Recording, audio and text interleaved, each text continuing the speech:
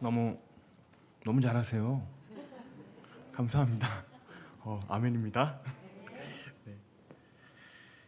예, 출애굽기 2장 말씀을 같이 교독했습니다. 1절부터 25절까지 말씀을 교독했는데요. 2장 1절만 말씀을 나눌 거예요. 2장 1절 말씀. 2장 1절 말씀이 뭐였죠?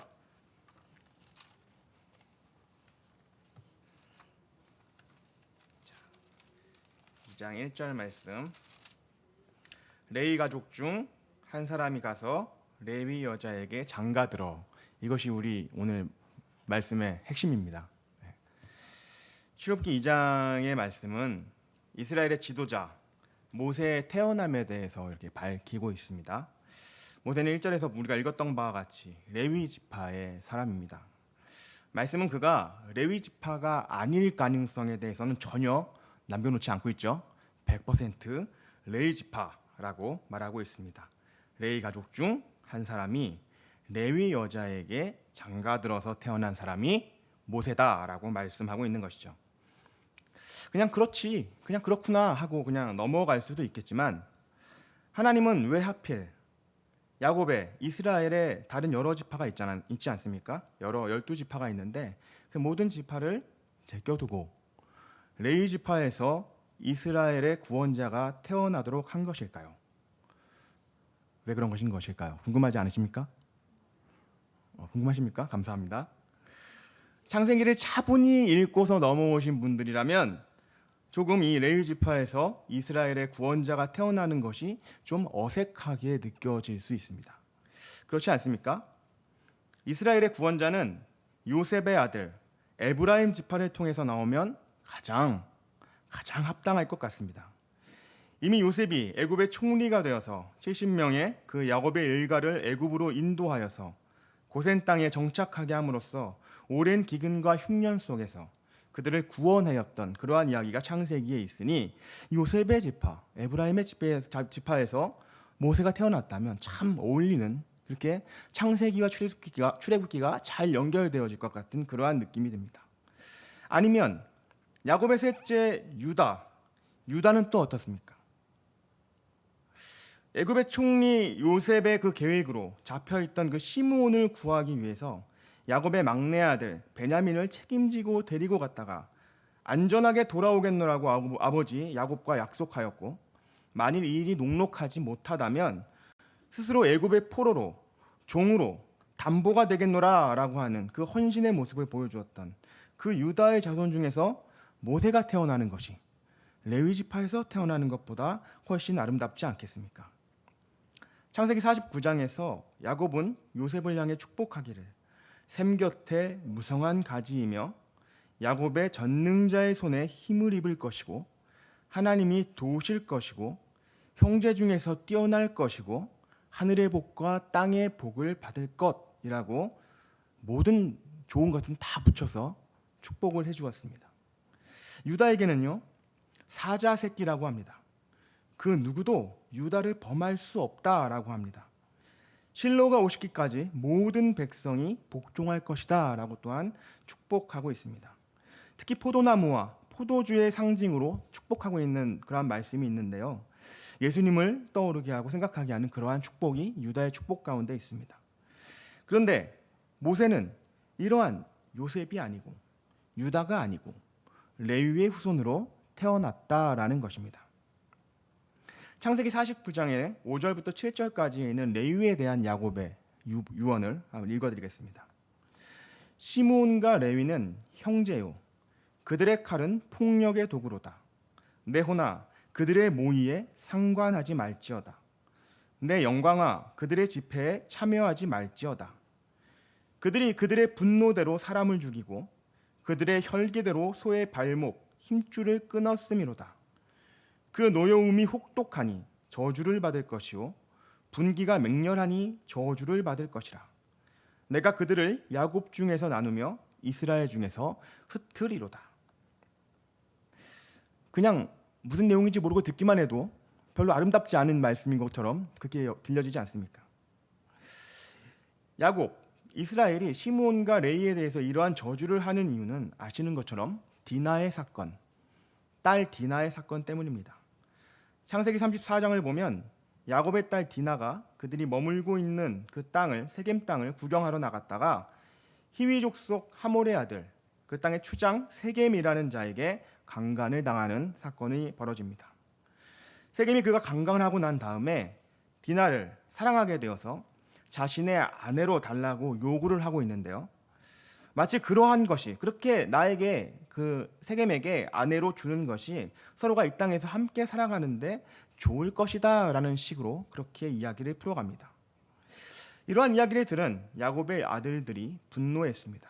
특히나 시므온과 레위가 가장 분개했던 것 같습니다. 그래서 어떻게 했습니까? 디나를 사랑하게 된 세겜을 속이게 되는 것이죠. 만일 너희 민족의 남자 모두가 할례를 다 받는다면 디나를 아내로 주겠노라 라고 말을 해놓고서는 그 말을 듣고 디나를 너무도 사랑한 세겜은 그 말을 따르도록 그들의 민족 모든 남자들에게 할례를 명하였고, 이에 할례를 하니 남자들이 회복되기 전에 고통 가운데 일어서지도 못하는 그러한 때가 되었을 때에 시므온과 레위는 칼을 들고 쳐들어가서 하몰과 세겜을 죽이고 그 모든 남자들을 죽이고 디나를 데리고 나왔던 그러한 사건입니다. 이 모든 일은 야곱이 알지 못하던 때에 일어난 사건이었습니다. 야곱은 이로 인해서 시므온과 레위를 크게 혼을 내었죠. 왜냐하면 이 일로 가나안 땅에서 다른 여타의 민족들에게 경계의 대상이 되고, 그로 인해서 전쟁과 침략을 당할 위험한 요소들이 발생되었기 때문에 험한 일을 당할까 두려운 마음이 야곱에게 들었기 때문입니다. 물론 하나님이 보호하셨기에 도리어 야곱의 집안에 대해서 가나안 땅 이방 민족들이 두려워하는 마음을 갖게 하셨고, 그로 인해서 그들은 베델로 이동하여 살아갈 수 있었습니다. 어쨌든 야곱은 이 사건을 기억하고 그가 자식들을 향해서, 시므온과 레위를 향해서 이러한 험한 저주와도 같은 유언을 남겼던 것이죠. 이 유언처럼 시므온 지파는 사사기 1장에 보면 유다 지파를 따라서 올라가 가나안 성전을 치르게 됨을 보게 되고, 이후에는 서서히 유다 지파에 흡수되어지는 그러한 모습처럼 보여집니다. 그로 인해서 성경에서 그 이후에서는 시므온 지파로서는 따로 찾아보기가 어려워지게 되는 것이죠. 이대로라면 야곱의 유언대로 레위 지파도 시므온 지파처럼 이스라엘 역사의 중심에서 변두리로 사라져버려야 할 것 같은데, 창세기에 이어서 출애굽기 2장 1절에 당당하게 등장하면서 모세가 레위 지파다라고 소개하고 있는 것입니다. 노아에게서도 이와 견주어서 생각해 볼 만한 흡사한 경우가 있었습니다. 창세기 9장을 보면 방주에서 나온 노아의 아들들의 삶이 보여집니다. 노아는 홍수 이후에 땅에 정착하여서 농사를 지었죠. 특별히 포도 농사를 지었다라고 말씀하는데요. 하나님이 복을 주시리라 하고 그렇게 약속하셨으니 포도 농사는 당연히 아주 풍년으로 잘 되었을 것입니다.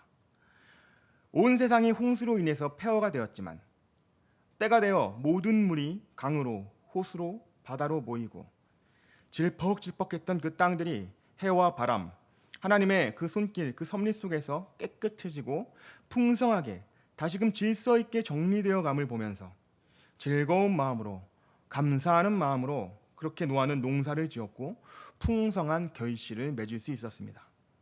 그리고는 포도주를 담궜고 구원의 기쁨을 만끽하면서 아마도 밤새 실컷 마셨던 것 같습니다. 그리고 흠뻑 취해버리고서는 장막 안에서 벌거벗고 잠들어 버린 것입니다. 노아의 아들들 중 함이 제일 먼저 이 광경을 보았습니다. 이렇게 벌거벗은 채로 자고 있는 아버지 노아의 부끄러움을 본 함은 그 부끄러움을 가려주지 않고 다른 아들들인 셈과 야벳에게 알리고 아버지의 흉을 보았던 것 같습니다. 반면 셈과 야벳은 아버지 노아의 하체를 보지 않고 뒷걸음쳐 들어가서 가려주었죠. 셈과 야벳은 아버지 노아의 그 마음을 헤아렸지만 함은 그저 그의 눈에 보이는 벌거벗은 모습에만 집착했던 것 같습니다. 잠에서 깬 노아가 이 사실을 알게 되었고 셈과 야벳에게는 축복을 주고 함의 아들 가나안에게는 가나안에 대해서는 저주합니다.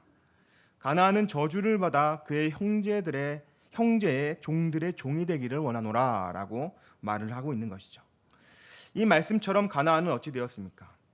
오랜 시간이 지난 후이지만 출애굽의 지도자 모세도 죽고 여호수아와 이스라엘 백성이 가나안 땅을 입성하면서 이들은 멸망하거나 실제로 이스라엘의 종이 되어 버렸습니다. 함의 아들 가나안, 이들이 종국에 이스라엘에게 멸망하게 된 이유, 그저 아버지 노아의 저주 때문이었을까요? 아버지 노아가 함이 자신을 부끄럽게 하였다는 사실을 알고 분노하여 책망하였을 때에 함은 어떤 태도를 보였을까요? 성경이 정확하게 그것에 대해서 말씀하고 있지는 않습니다만, 만약 함이 진심으로 아버지께 잘못을 인정하고 용서를 구했다면 어땠을까 하는 생각을 해보게 됩니다. 만일 함이 노아에게 마음을 다하여 사죄하고 용서를 구했다면 노아가 아들을 그렇게 저주하지는 않았을 것이라는 생각입니다. 다윗의 경우를 보면 어떻습니까? 자신을 배반하고 쿠데타를 일으켰던 그 아들 압살롬도 전쟁통에서 그 압살롬이 죽임을 당하지 않도록 다윗의 수하 군대장관 요압에게 신신당부하는 그러한 말씀을 보게 되지 않습니까? 노아는 세 아들 중 누구 하나 잘못되기를 바라는 마음이 그렇게 부모인 노아에게도 있을 수 없었을 것이다 라고 하는 것이죠.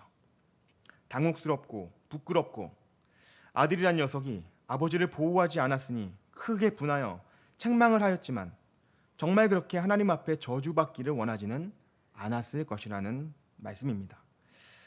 그러니 문제는 어쩌면 함의 태도에 있지는 않았겠습니까? 술 취해서 벌거벗은 아버지가 잘못이지 내가 무슨 잘못이야?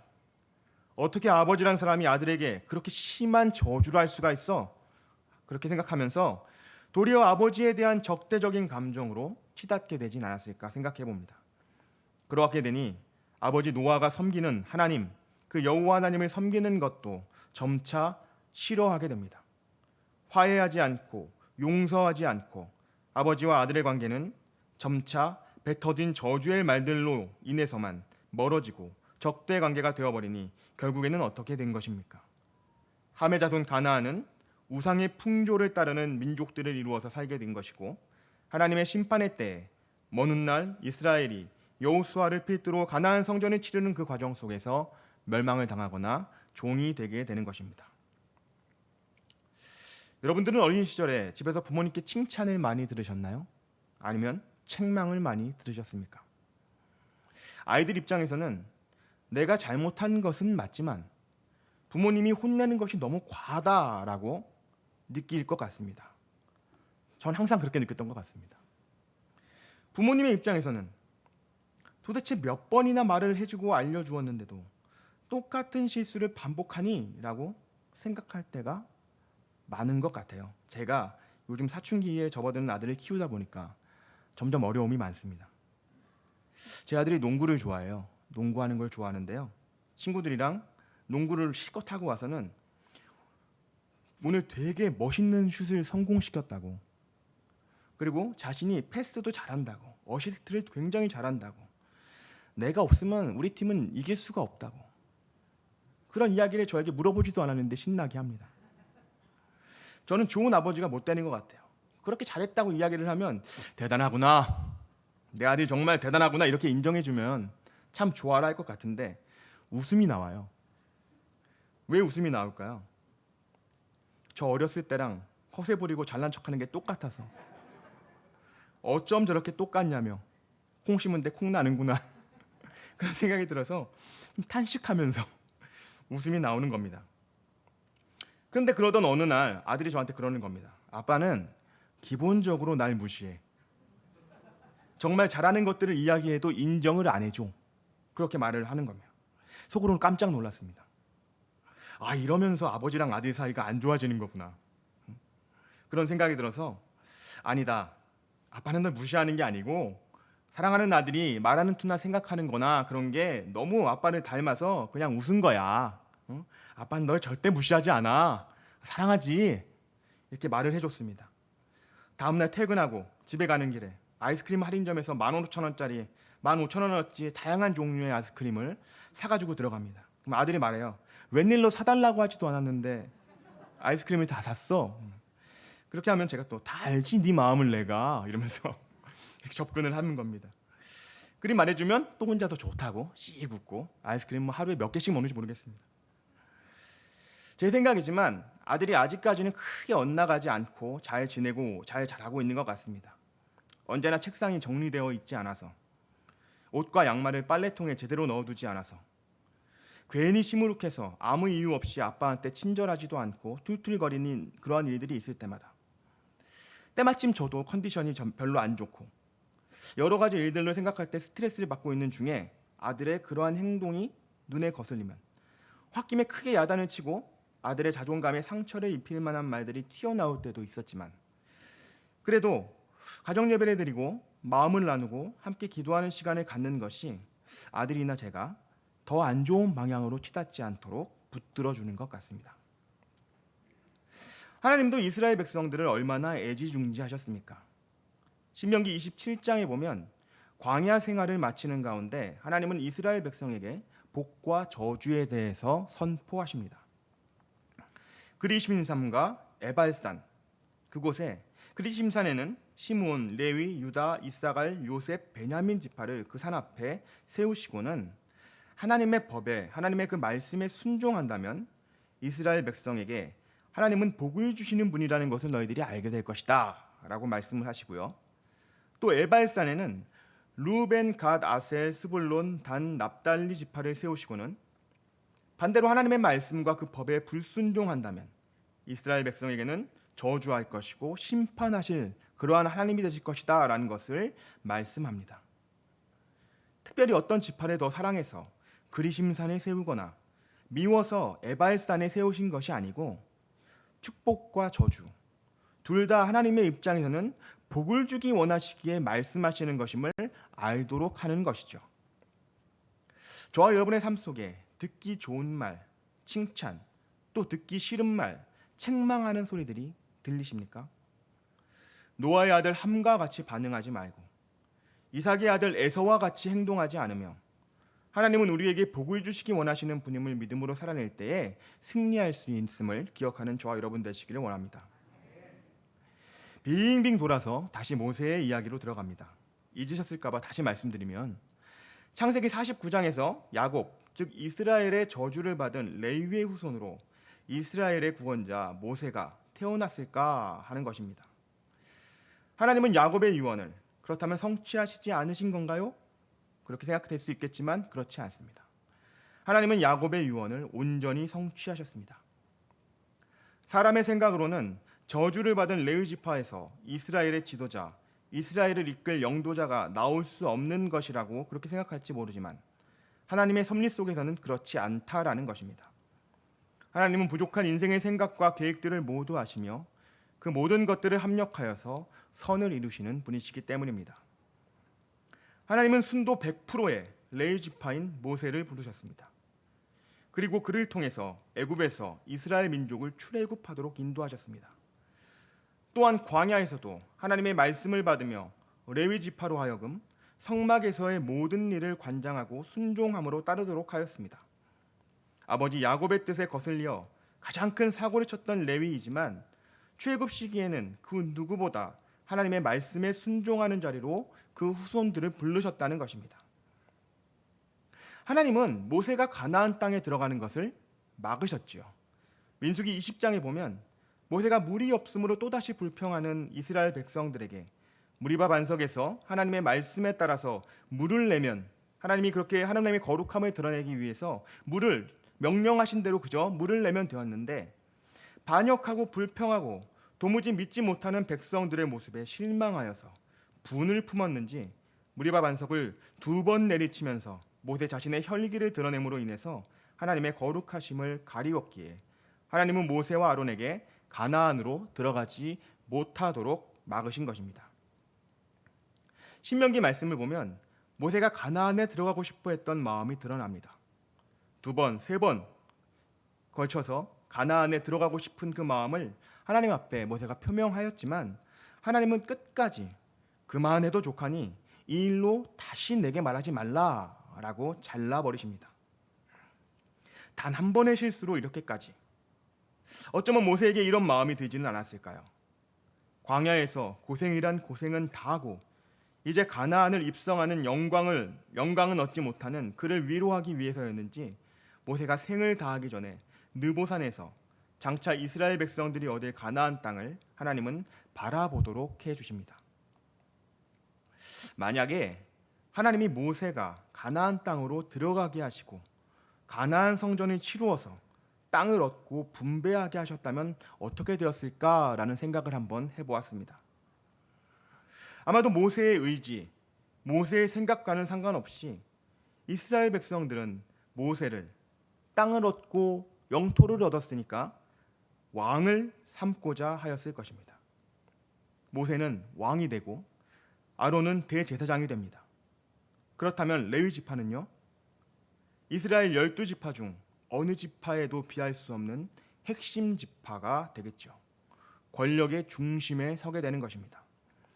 하나님이 다스리시는 나라, 하나님의 말씀으로 다스리시는 나라를 세우시려는 그 목적으로 하나님은 이스라엘을 택하셨는데 가나안으로 입성한 모세 자체가 이스라엘에게 하나님 나라를 세움에 있어서 가장 큰 시험거리가 되지는 않겠습니까?